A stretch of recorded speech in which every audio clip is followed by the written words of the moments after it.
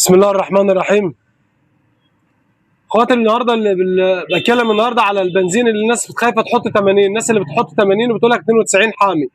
طيب المعلومه النهارده بسرعه على السريع كده وهوريك حاجه عملي وقدام منك انت اللي هتحكم. تمام؟ انا منزل النهارده 3 تنوكه بنزين. 3 تنوكه بنزين بتاع المكنه النهارده بتاعت تكاتك، ليه؟ عشان خاطر ان عليهم جاز سولار. طيب هل الجاز السولار ارخص من البنزين او البنزين اغلى او ما نعرفش؟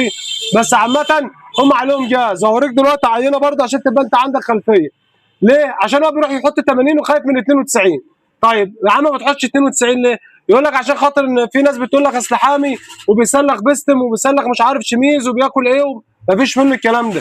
انا بقول لك ال 92 كويس، سيبك من اللي يقول لك بياكل وبيسلخ، ما تسمعش كلام حد. ال 92 نضيف، نسبه الرصاص اللي فيه اقل، يعني احسن واوفر وانضف لمكانتك. طب حر ملوش علاقه لا بالحر ولا يحزنون، لان لو حامي كان ال 95 حمى على العربيات، كان 92 حمى على الموتوسيكلات، ما فيش منه الكلام ده، ما تسمعش كلام حد.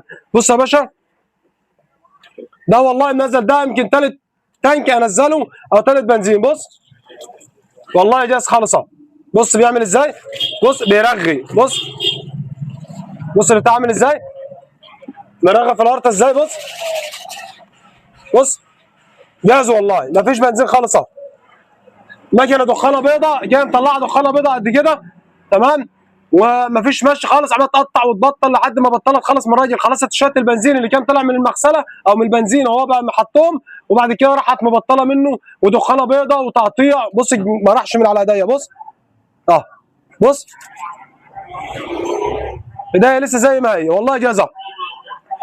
جاز سولار خالص يعني مفيش.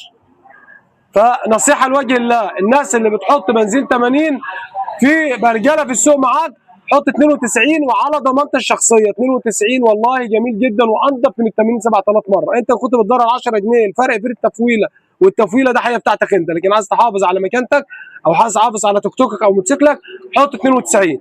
مالكش دعوه بحد بيسمع يقول لك حر وغير الكلام ده كله. تمام؟ نفس النظام برضو للزيت. الزيت ما كانش عند حد موثوق منه، لان اليومين دول برضو في ضرب كتير في الزيوت، فحافظ على زيتك، شوف حد مضمون موثوق منه او توكيل معتمد هات منه غير زيتك في البيت. بتغير عند واحد بره عند بتاع زيت، شوف واحد مضمون و100,000 وغير عنده عشان لما يحصل حاجه تعرف تحاسبه.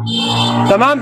انا بقول لك النصيحه دي لوجه الله، وهو والله لسه زي ما هي ايديا برضه.